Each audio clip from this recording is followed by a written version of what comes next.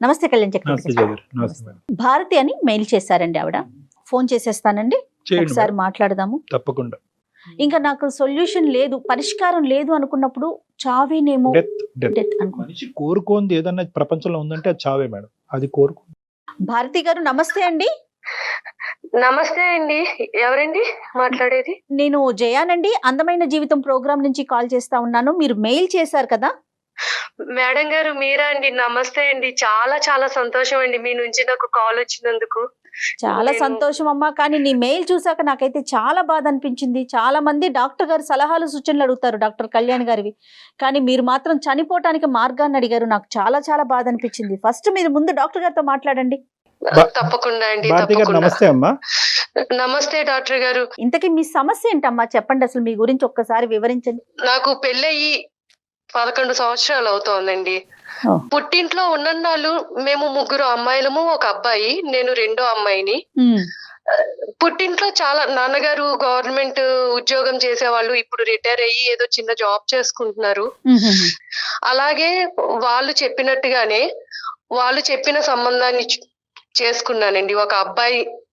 నిజంగా ఒక అమ్మాయి ఇంకొకరి జీవితంలోకి వెళ్తుంది అన్నప్పుడు ఎంత ఆనందంగా వెళ్తుందండి, ఎన్ని ఆశలతో వెళ్తుందండి. అంతే కదా. ఆ, అందులోనూ పెద్దవాళ్ళు కుదిర్చారు అంటే మనకి తగ్గట్టుగానే వాళ్ళు చూసుంటారు కదా ఉమ్, అన్న ఆనందంలోనే ఉంటుంది కదా అండి. బ్లైండ్ ఫెయిత్ అంతేనమ్మా. అంతే అంతే. అతను ఎంత దుర్మార్గుడు అంటే అయ్యో చాలా అండి, చాలా అంటే చాలా దుర్మార్గుడు. అమ్మా. వాళ్ళకి చాలా వ్యాపారాలు ఉన్నాయి, రియల్ ఎస్టేట్ వ్యాపారాలు ఉన్నాయి. మన వాళ్ళకి మంచి అవే డబ్బు ఉన్న కనిపిస్తాయి. వాళ్ళు, పలుకుబడి ఉన్న వాళ్ళే, సంఘంలో పలుకుబడి ఉన్న వాళ్ళే. కానీ మనసులో మాత్రం క్రూరత్వం నిండిపోయిన వాళ్ళండి.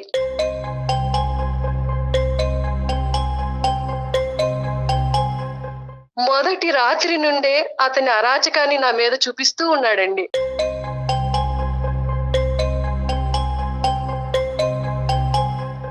అయ్యో ఆ, మందు తాగి వచ్చి తాగుడు. సిగరెట్ కాలుస్తూ సిగరెట్. నన్ను ఒక యాష్ ట్రేగా యూజ్ చేసుకున్నాడు.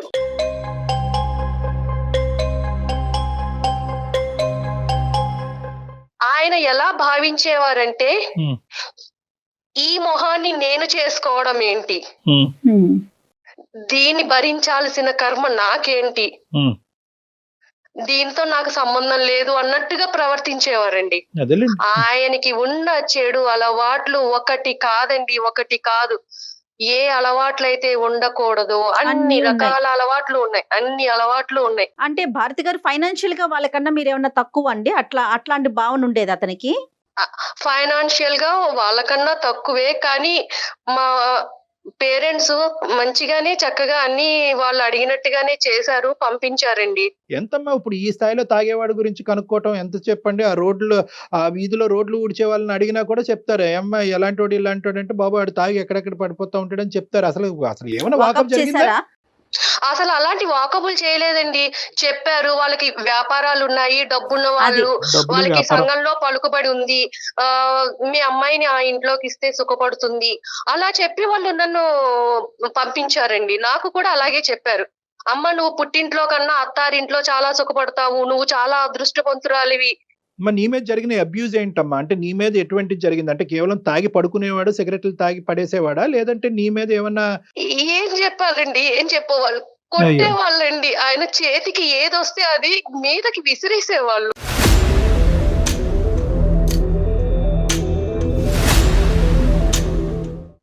ఒక 3 ఏళ్ల తర్వాత Years. నేను కడుపుతోటి ఉన్నానండి. అప్పుడే ఆ చెప్తారు. దుర్మార్గుడితో ఒక బిడ్డకి తల్లినయ్యాను. ఓకేనమ్మా. ఆ టైంలో నాకు ఏమనిపించిందంటే, అత్తారింట్లో ఉండటం కన్నా పుట్టింటికి వెళితే వాళ్ళ ఆదరణతో ఒక మంచి బిడ్డకి తల్లినవుతాను అని ఆలోచించి నేను పుట్టింటికి వెళ్ళిపోయానండి.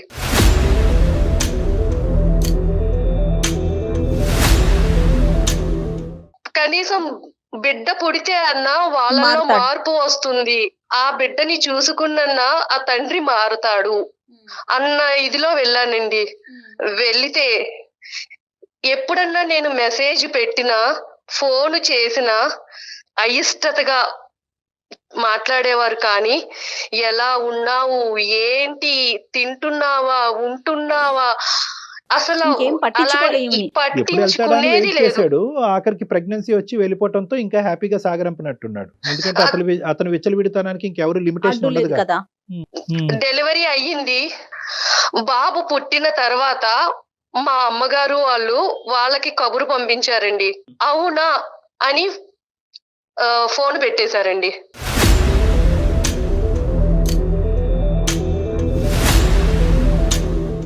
సరే ఫైనల్ గా ఎప్పుడు చెప్పావమ్మా? మీ పుట్టింటోళ్ళకి ఎప్పుడు చెప్పావు? వాళ్ళ రియాక్షన్ ఏంటి? అది ఇంపార్టెంట్ మాకు. పుట్టింటి వాళ్ళకి ఎప్పుడు చెప్పానంటే, ఎప్పుడైతే వాళ్ళు బిడ్డని కూడా చూడటానికి రాలేదో అప్పుడు చెప్పారు.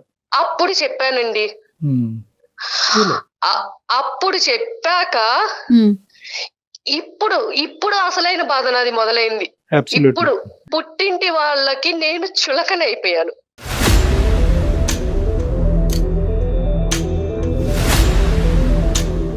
మీ తల్లిదండ్రులకి మీకు చెప్పినప్పుడు వాళ్ళ యొక్క రియాక్షన్ ఇక్కడ ఇంపార్టెంట్ అని నేను ఎందుకు అంటున్నానంటే కనుక, వాళ్ళ ఉద్దేశం ఏంటంటే ఇంత లేట్ గా చెప్పారు అనేటటువంటి ఒక బాధతో వాళ్ళు మాట్లాడారా? అసలు ఏం జరిగింది అక్కడ? వాళ్ళు ఏమి మాట్లాడలేదండి. ఏమైనా సరే నువ్వు అతని దగ్గరికే వెళ్ళు, ఇదే అన్నారండి. ఏది నీ కథ అంతా పూర్తిగా విన్నారా? పడినటువంటి హింస బాధ అంతా వివరంగా చెప్పిన తర్వాత కూడా అక్కడికి వెళ్ళు. అన్ని చెప్పానండి, అన్ని చెప్పాను. అతను ఎలాంటి వాడు, నా అక్కలతోటి ఎదుటి స్త్రీలతోటి నన్ను ఎలా కంపేర్ చేసి నన్ను ఎంత అసహనంగా మాట్లాడేవాడు, అవన్నీ కూడా నేను వాళ్ళకి చెప్పాను. అంటే ఏంటండి అర్థం కాలేదు భారతి గారు, కొంచెం వివరంగా చెప్పండి. ఎప్పుడైనా బయటికి తీసుకువెళ్ళినప్పుడు అండి, ఫంక్షన్లకి వాటికి వెళ్ళినప్పుడు అక్కడున్న ఆడవాళ్లతోటి కంపేర్ చేసేవాళ్ళండి. వాళ్ళు చూడు ఎలా ఉన్నారో, వాళ్ళ సౌష్ఠవం చూడు ఎలా ఉందో.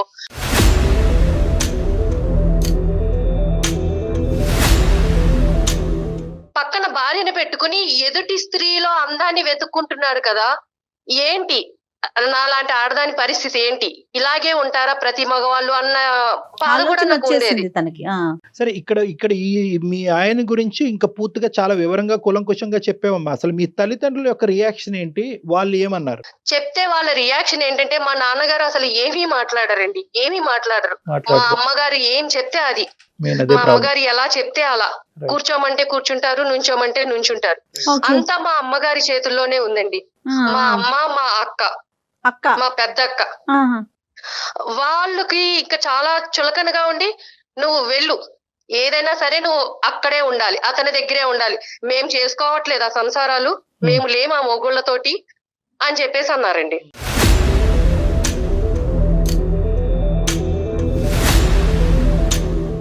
అంటే వాళ్ళ ఉద్దేశ ప్రకారం ఏంటంటే కనుక, ఒకసారి పెళ్లి చేసుకుంటే కనుక చావరేవో అక్కడే తేల్చుకోవాలి, మళ్ళీ పుట్టింటికి తిరిగి రాకూడదు అనేది. తిరిగి రాకూడదు. మిగతా వాళ్ళందరూ ఉండట్లేదా, మిగతా వాళ్ళు వాళ్ళ భర్తలతో ఉండట్లేదా, సుఖంగా వాళ్ళని మార్చుకుని సంసారాలు చెయ్యట్లేదా, నువ్వు ఎందుకు చెయ్యవు? అటువైపు నరకాసుడైనా హిరణ్యకశిపుడైనా ఎవరైనా కూడా అక్కడ ఉండాలి. రైట్, ఓకే, అర్థమైందమ్మా. మీ పేరెంట్స్ యొక్క, మీ ఫ్యామిలీ యొక్క సైకాలజీ అర్థమైంది.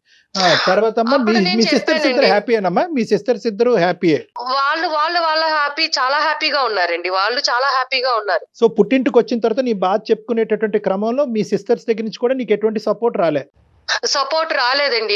ఒక రకమైన టార్చర్ కాదండి. మా అమ్మగారు గాని, మా పెద్దక్క గాని అసలు పెళ్లికి ముందు వాళ్ళు ఎలా ఉండేవాళ్ళు, నన్ను ఎలా చూసుకునేవాళ్ళు, అలాంటిది పెళ్ళయ్యాక భర్త ఆదరణ లేకపోతే ఇంత హింసిస్తారా నన్ను? అమ్మ కూడానా? అమ్మ కూడా అండి, అమ్మ కూడా. అంటే వాళ్ళకి ఒక చులకన ఏర్పడిపోయింది. అంటే దీనికి ఎవరి సపోర్టు లేదు, ఇది మన మీదే ఉంది, మన మీదే బతకాలి, దీనికి మనం తప్ప దిక్కు లేదు అని చెప్పి ఇంట్లో చాకిరీ అండి, చాకిరీ, ఎంత గొడ్డు చాకిరీ చేయించేవాళ్ళు.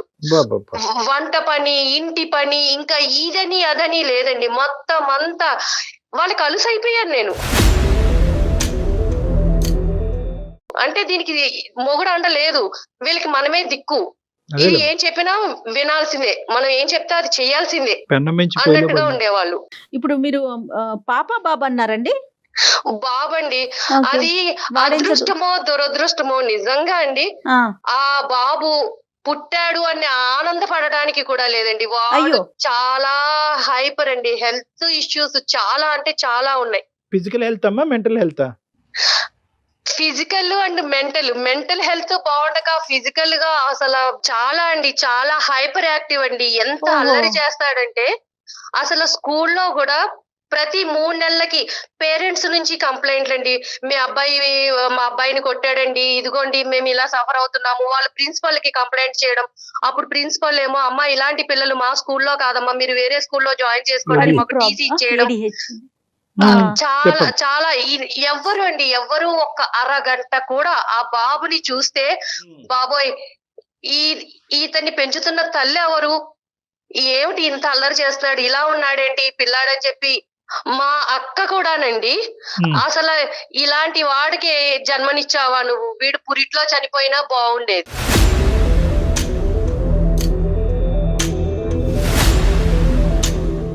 మా తమ్ముడండి మేనల్లుళ్ళు అంటే చాలా ఇదిగా ఉంటారు కదా, వాడు ఏదో అల్లరి చేస్తూ విరక్కొట్టాడని చెప్పి మా తమ్ముడు నన్ను కొట్టాడండి. కొట్టాడా? నన్ను కొట్టాడు. అలాంటి పిల్లాన్ని నువ్వు అసలు నీకు పిల్లని పెంచడం వచ్చా రాదా, ఏంటి అలా పెంచుతున్నావు పిల్లని, వాణ్ణి కాదండి నన్ను కొట్టాడు. లోకువైపోయింది ఈ అమ్మాయి. ఇలా స్కూల్ నుంచి ఏవో ఫోన్స్ వచ్చావండి పేరెంట్స్ నుంచి. నేను ఫోన్ మా పక్కకి వెళ్ళి మాట్లాడుతుంటే మా అమ్మ అనేది, ఎవరితో మాట్లాడుతున్నావే, అయ్యో ఎవరితో మాట్లాడుతున్నావు, ఎవరితో రంకు కడుతున్నావు.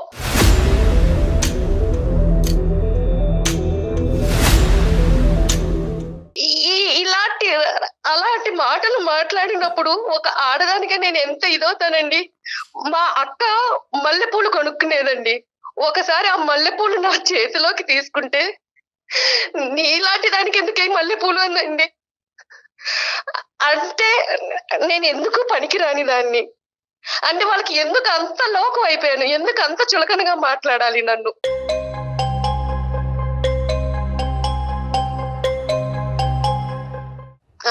నేను ఉద్యోగం చూసుకుందాము, బయటికి వెళ్దాము, నా బతుకేదో నేను బతుకుదాము అంతే కదమ్మా, నువ్వు అలా గ్రాడ్యుయేట్ కదా. అనుకునేదాన్నండి. కానీ అన్ని దారులు మూసేశారు. బయట ప్రపంచం అంటే ఏంటో తెలియకుండా చేసేశారు, నన్ను నిర్బంధించేశారు. నా తల్లి నా అక్క వీళ్ళందరూ కూడా నన్ను బంధించేశారు. నిర్బంధించేసి అసలు ఏమీ తెలియని దానిలాగా చేసేశారండి.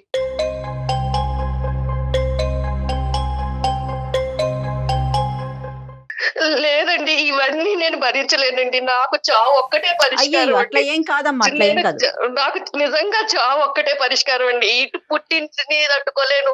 కాదమ్మా భారతి, నువ్వు 1కి 10 సార్లు చావు అంటున్నావు. నువ్వు ఉండగానే నీ కొడుకుని ప్రపంచం ఈ విధంగా ట్రీట్ చేస్తుంటే నువ్వు చనిపోయిన తర్వాత వాడికి ఏమైనా దిక్కు మొక్కు ఉంటదమ్మా? వాడిని తీసుకెళ్లి ఒక పిచ్చి ఆసుపత్రిలో పడేసి జీవితాంతం నువ్వు ఇక్కడే సావరా అంటారు.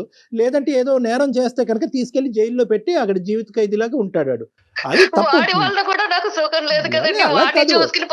ఒకటి at the end of the day ఒక తల్లి పాత్రలో నేను నిలబడినప్పుడు 100 అయినా 106 వాడి జీవితాన్ని చక్కదిద్దేంత వరకు నువ్వు చావు అనే పదం వాడకూడదు, ఎప్పటికీ వాడకూడదు. ఎవరు నీ తరపున మంచిగా మాట్లాడే వాళ్ళు ఒక్కరు లేరమ్మా. నువ్వు పెళ్లి కాకముందు అందరూ దేవతలు దేవుళ్ళు ఒక మంచి సంబంధం చూశారు కాబట్టి కళ్ళు మూసుకుని చేసుకున్నానని నువ్వు అంటున్నావు. ఏమైపోయారు ఈ దేవతలు దేవుళ్ళు ఇప్పుడు? ఎవరు లేరా? మీ నాన్న మాట్లాడ్డా, మీ తమ్ముడు మాట్లాడ్డా? నేను మా నాన్నగారితోటే మాట్లాడాలనుకుంటున్నానండి. మా నాన్నగారే ఈ సమస్యకి ఏమన్నా మాట్లాడతారేమో, నాకు సమస్య పరిష్కారం చూపిస్తారేమో అని. మాట్లాడిన మహానుభావుడు ఇప్పుడు మాట్లాడతాడమ్మా. 9 సంవత్సరాల తర్వాత ఈ హింసంతా కళ్ళెదురుకుంటా కూర్చున్నటువంటి మీ నాన్న ఇప్పుడు మాట్లాడతాడా నువ్వు అడిగితే? నీకు నమ్మకం నేను నిలదీయాలనుకుంటున్నానండి, మా నాన్నగారిని నిలదీయాలనుకుంటున్నాను. ఎందుకైనా నిలదీసే ముందు ఒకసారి నిన్ను నువ్వు కూడా ప్రశ్నించుకో భారతి. ఇప్పుడు గ్రాడ్యుయేట్ చదువుకున్న పిల్ల, అతనితో బాధలు 3 ఏళ్లు పడి పుట్టింట్లో చెప్పలేదు. కనీసం బయటకు వచ్చి నీ కాళ్ళ మీద నువ్వు బతకలేవా? ఫ్రెండ్స్ గాని ఎవ్వరు లేరా భారతి? ప్రపంచం ఏమైపోయిందమ్మా? లేదండి, ఫ్రెండ్స్ తో గాని ఇరుగు పొరుగు వాళ్ళతో గాని నాకు ఎలాంటి సంబంధము లేదు. అసలు నాకు ఎవరితోటి కనెక్షన్ లేని ఇదిలో అయిపోయానండి. నన్ను అలా నిర్బంధించేశారు. లేదమ్మా, నువ్వు ఏంటంటే ఇప్పుడు పుండుమే కారం చల్లటం అనేటటువంటి అంశాన్ని నేను ప్రతిసారి నేను చిత్రీకరిస్తూ ఉంటాను. ఇక్కడ ఏంటంటే నువ్వు ప్రతి స్టెప్ కూడా స్లో అమ్మా. ప్రతి స్టెప్ స్లో. ఒకటి ఏంటంటే ఐదర్ అవతల వాళ్ళ గురించి సాక్రిఫైస్ చేస్తావు, మొగుడు శాడిస్ట్ అయినా కూడా కొడుకుని ఇస్తే కనుక వాడు దేవుడు అయిపోతాడని అనుకున్నావు, తల్లిదండ్రులకు చెప్తే వాళ్ళు బాధపడతారు అనుకున్నావు, మళ్ళీ అక్కడ కంగు తిన్నావు. మీ తల్లిదండ్రులు వాళ్ళు ఏంటంటే కంప్లీట్ గా రివర్స్ పిక్చర్ చూపెట్టి వాడికి మించినటువంటి శాడిస్ట్ లాగా మీ సారీ ఏమనుకోవద్దు, వాడికి మించిన శాడిస్ట్ లాగా వీళ్ళు తయారయ్యారు. ఎక్కడ కూడా పుట్టింటి వాళ్ళు ఇలా రియాక్ట్ అవుతారని మనం అనుకోలేదు. దానికి తోడు ఏంటంటే ఎప్పుడైతే నీ కొడుకు ఇలా పుట్టాడో నీకేంటంటే అన్ని ద్వారాలు మూసిపోయి నాకు ఇంకో జీవితం లేదని చెప్పి నువ్వు ఫిక్స్ అయిపోయావు. ఇప్పుడు నాకు కావాల్సింది ఏంటంటే మీ తండ్రి గారిని నిలదీయాలి, అడగాలి అని అనుకునేటటువంటి మీ ఆలోచన వెనకాతల నెంబర్ 1 ఈ రోజు మీరు మాకు ఎలా చేసి మాట్లాడుతున్నారు, ఇప్పుడు ఎక్కడున్నారు మీ అమ్మాళ్ళు అందరూ అంటే ఇంతకాలం మా అమ్మగారు వాళ్ళ అమ్మగారికి బాలేదు అంటే వేరే ఊరు వెళ్ళారండి. అమ్మమ్మకి బాలేదు అయితే ఆవిడ కాలం చేశారు, ఇంకొక 11 రోజుల వరకు వాళ్ళు రారు. నా సమస్యకు కూడా ఒక పరిష్కారం దొరుకుతుందని ఇమీడియట్ గా నేను మీకు మెయిల్ చేశాను. సంతోషం అమ్మా, అక్కడ వరకు సంతోషం. మీరు అసలు ఏం ఎక్స్పెక్ట్ చేస్తున్నారు? నాన్నగారితో మాట్లాడాలని అంటున్నారు, మెయిల్లో కూడా చూసాను. నేను నాన్నగారితో మాట్లాడాలండి, నా సమస్యకి పరిష్కారం నాన్నగారే చెప్తారా, డాక్టర్ గారే చెప్తారా, కానీ నన్ను ఈ చిక్కుల వలయం నుంచి, ఈ సమస్యల నుంచి నన్ను బయట పాడేయండి. భారతమ్మ ఒక్కటి తల్లి, ఎవడి జీవితం నుంచి బయట పడేయలేడమ్మా. మన జీవితానికి సంబంధించినటువంటి నిర్ణయం మనం తీసుకోవాలి. మేము కేవలం మెంటర్స్ మాత్రమే, కొద్దిగా టార్చ్ లైట్ వేస్తాం, ఆ చీకటిలోంచి మీరు నడుచుకుంటూ వెళ్ళాలి, టార్చ్ లైట్ మాత్రమే. అయినా సరే మీ తండ్రిని కొన్ని ప్రశ్నలు అడుగుదామని అనుకుంటున్నావు కాబట్టి అతనితో మాట్లాడి. ఎక్కడున్నాడో మాత్రం నాన్నగారు బయటికి వెళ్ళారండి, ఆయన ఉద్యోగం చేస్తారని చెప్పాను కదా, అక్కడికి వెళ్ళారండి. అలాగే మీ సమస్యకు ఒక పరిష్కారాన్ని నిర్ణయించుకోండి. ఆయన నిలదీస్తారు, నిలదీస్తే ఏమవుతుంది, మీ కడుపు మంట చల్లారుతుంది, అంతే. నెక్స్ట్ ఏంటి అది కూడా ఆలోచించండి, అంతే కదా కళ్యాణ్ గారు? అంతే. మరి మాట్లాడదామండి, ఎట్లా లైన్ కలుపుతారా భారతి గారు మీరు? నేను నాన్నగారికి ఒకసారి కాల్ చేస్తానండి. అమ్మాయికి ఏంటంటే జయ గారు, మనం ఈ రోజు ఇలా మాట్లాడేటప్పటికి అమ్మాయికి ఒక ధైర్యం వచ్చింది. ఇప్పుడు స్టార్ట్ అయింది అమ్మాయి జీవితంలో ఏంటంటే నెంబర్ 1 ప్రశ్నించాలి, అడిగి కారణాలు తెలుసుకోవాలి, తర్వాత సమస్యకి పరిష్కారం ఎత్తుక్కోవాలి. సహజంగా మనిషి ఒక మానసిక పరిస్థితి జరిగింది, ప్రశ్నలకి బదులు కావాలి, సమస్య పరిష్కారం ఎత్తుక్కుంటే ఎత్తుక్కోరు. ఎప్పుడు అదే నమ్మకాన్ని అందరికి అదే నమ్మకాన్ని ఇస్తూ ఉంటారు. మన థింకింగ్ లైన్ మారాలి. హలో, ఏంటమ్మా? ఏం చేస్తున్నావు నాన్న? ఏం చేస్తున్నానమ్మా, ఇప్పుడుండే కష్టాలే. నాన్న నా పరిస్థితి నువ్వు చూస్తున్నావా నాన్న? ఇంట్లో పరిస్థితి నీకు అర్థం అవుతుందా నాన్న?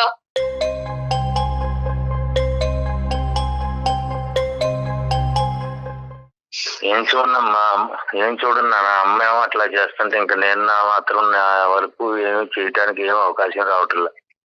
నువ్వు ఇంటికి పెద్ద నాన్న, నీ కూతురు జీవితం అలా అయిపోతుంటే నువ్వు ఎలా చూస్తున్నావు నాన్న? అమ్మకి ఎందుకు చెప్పలేకపోతున్నావు?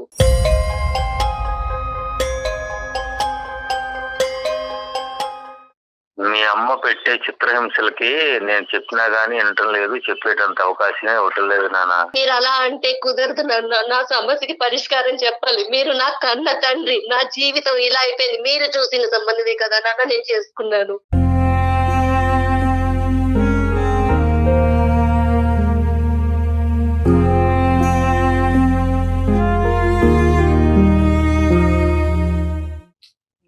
మీరు చెప్పినట్టే కదా నన్ను విన్నాను.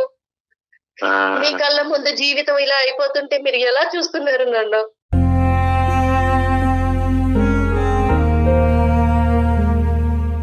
నా బాధని ఎవరితో చెప్పుకోవాలో తెలియక అందమైన జీవితం అనే ప్రోగ్రామ్ ని డాక్టర్ గారికి చెప్పుకుందాము, కళ్యాణ చక్రవర్తి గారిని సలహా అడుగుదామని వాళ్ళని అప్రోచ్ అయ్యాను నాన్న. వాళ్ళకి మెయిల్ పంపించాను. ఈ సమస్యల నుంచి నన్ను ఎలాగైనా సరే మీరు బయట పడేయాలండి. నాకు ఒక్కట చావు తప్ప ఏది కనిపించట్లేదు నాన్న.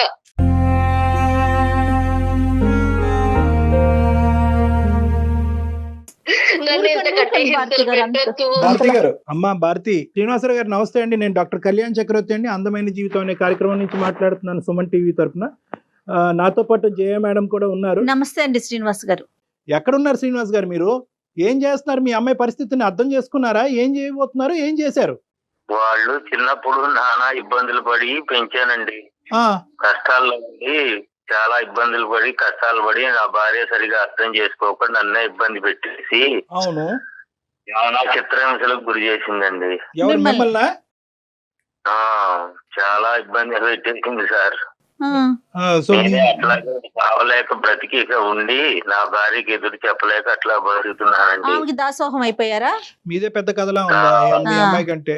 సరే అయిపోయారు, కానీ పెళ్లి గురించి ఒక ఆడపిల్ల ఎంత దాసోహం అయ్యి ఎంత ఆవిడ కాళ్ళ కింద మీరు చెప్పైనా బానిస అయినా కూడా at the end of the day ఒక ఆడబిడ్డ యొక్క వేరే ఇంటికి పంపించే ఆడబిడ్డకు సంబంధించినటువంటి సంబంధం డిసైడ్ చేసేటప్పుడు ఆచితూచి నిర్ణయించుకోవాల్సినటువంటి అవసరం ఉంది. ఎందుకంటే మీలాగా మీ అమ్మాయి జీవితం అవ్వకూడదు కాబట్టి.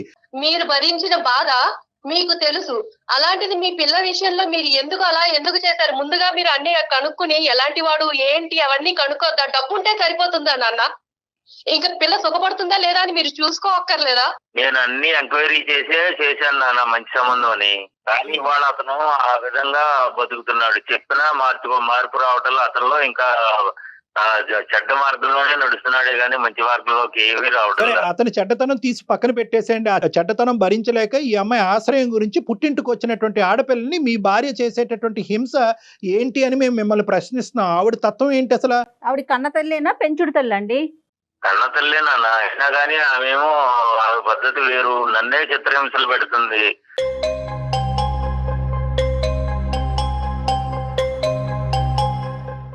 గ్యాస్ స్టవ్ మీద శారీ వేసేసి నేను చచ్చిపోతానని అంటుంది. అయినా నేను ఎదురు చెప్పలేక నేను బ్రతుకుతున్నా.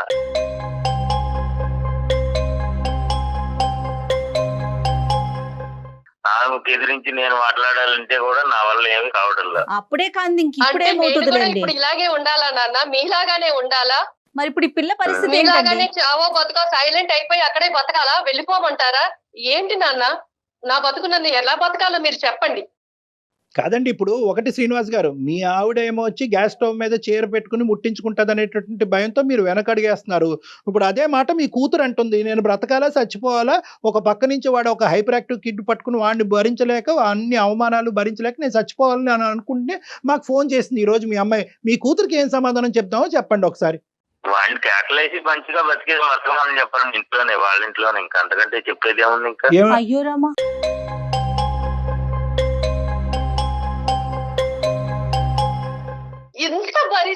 ఎంత భరించినా మళ్ళీ అతని దగ్గరికే వెళ్ళమంటున్నారు నాన్న. మరి మీరు ఏమన్నా న్యాయంగా ఉందా అసలు? మీకు చెప్పండి. మంచి మార్గంలో నడువు నాన్న, ఇంకా అంతకంటే నేను చెప్పేది ఏముంది? అదే మార్గంలో మీరు నడవచ్చు కదా. ఆయన అందుకే నడుస్తున్నాడా సైలెంట్ గా? ఇప్పుడు మీరేమనుకుంటున్నారంటే మీ సైకాలజీ ఏంటంటే, ఇప్పుడు మా ఆవిడ నన్ను హింస పెట్టినా కూడా ఎలాగైతే అణుగుమిణిగి ఒక కుక్కలాగా బతుకుతున్నానో సారీ తప్పుగా అనుకోకండి, అదే విధంగా నువ్వు వెళ్ళి మీ ఆయన దగ్గర బతికేసేయమ్మా అన్ని, ఇదే సొల్యూషన్ ఈ ప్రాబ్లంకి అని అంటున్నారు. సో మీదేదైతే కనుక ఒక సాంప్రదాయంగా మీరు ఫాలో అవుతున్నావో అదే సాంప్రదాయం మీ కూతుర్ని ఫాలో అవ్వమంటారు. రేపొద్దున హింసాత్మకుడి చేతిలో మీ అమ్మాయి చనిపోయినా కూడా మీరు ఇదే మాట అంటారేమో. ఇప్పుడు నేను పెళ్లి చేసి పంపించడం వరకే నా బాధ్యత.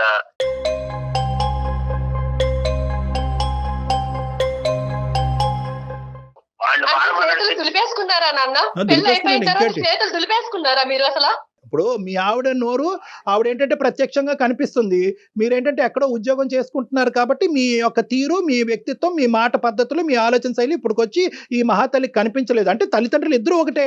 పోనీ అమ్మాయి కాళ్ళ మీద నిలబడుతుంది కదా, దానికైనా ఈయన సపోర్ట్ చేయొచ్చు కదండి. ఏమండి అదే చెప్పండి. ఎక్కడికన్నా తీసుకెళ్లి ఎక్కడైనా ఉంచండి, నా బతికేదో నేను బతుకుతాను.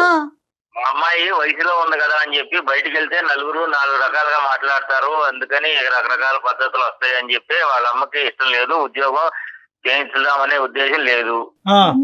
ఏంటి నాన్న, మీ పెంపకం మీద మీకు నమ్మకం లేదా నాన్న?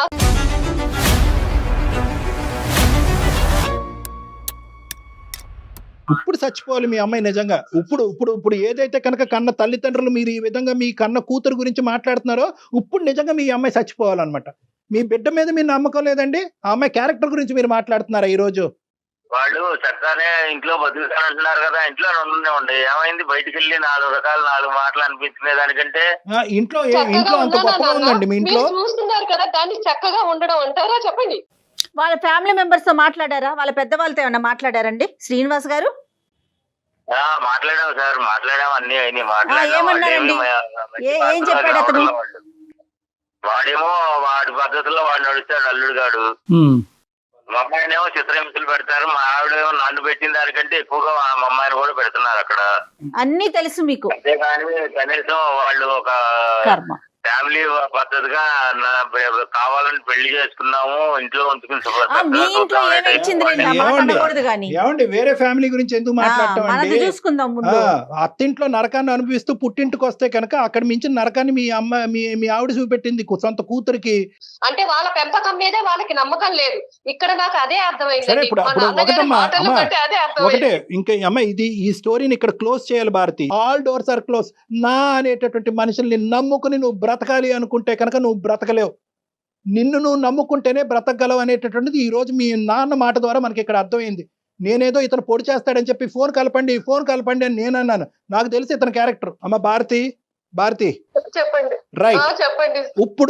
ఇప్పుడు నువ్వే నీ కౌన్సిలర్, నువ్వే నీ డాక్టర్, నీ మనోధైర్యమే నీ శక్తి. ఈ రోజు నీకంటూ ఒక బిడ్డ ఉన్నాడు, ఆ బిడ్డ పరిస్థితి కూడా అంత బాలేదని అంటున్నావు. నీ జీవితాన్ని నువ్వు పోషించుకుంటూ వాడిని కూడా కాసుకోవటం అనేది కష్టం. కాబట్టి ఈ దారి చెప్తున్నాను. ప్రధానంగా ఏంటంటే నిన్నెవ్వరు ఏ తలుపులు మూయలేదు, ఎవరు నిన్ను ఆపలేరు. నువ్వు బయటకు వచ్చి నీ కాళ్ళ మీద నువ్వు నిలబడేటటువంటి ప్రయత్నం నువ్వు చేయాలి. అదొకటే ఈ సమస్యకి పరిష్కారం. బయట ప్రపంచం అసలు ఎలా ఉంటుందో మర్చిపోయానండి. మర్చిపోయి 12 ఏళ్ళు అవుతుంది బయట ప్రపంచంతో సంబంధాలు తెగిపోయి.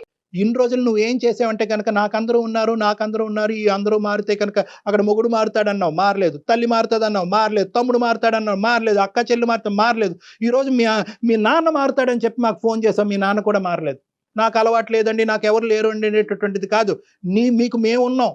మీరు అంత మాట అన్నారు, మీరు నాకు అంత మోరల్ సపోర్ట్ ఇచ్చినప్పుడు నేను తప్పకుండా ఒక స్టెప్ తీసుకుంటాను. మా అమ్మగారు వాళ్ళు వచ్చే లోపు నేను ఎలాగైనా సరే నేను ఆ ఇంటి నుంచి బయటపడి నా కాళ్ళ మీద నేను నిలబడాలండి.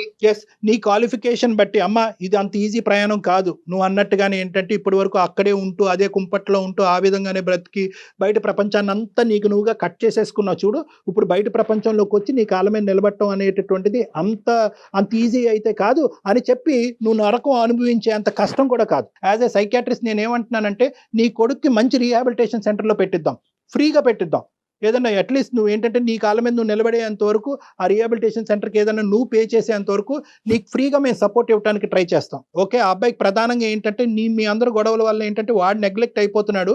12-13 సంవత్సరాల తర్వాత ఇటువంటి పిల్లలు మారేదానికి అవకాశం ఉండదు. వాళ్ళు ఇంకా హింసాత్మకమైనటువంటి దారిలోకి వెళ్ళిపోతారు. కాబట్టి ఈరోజు నీ సమస్య ఒక ఎత్తు అయితే కనుక వాడిని బాగు చేయడం అనేది కూడా ఇంకో ఎత్తు.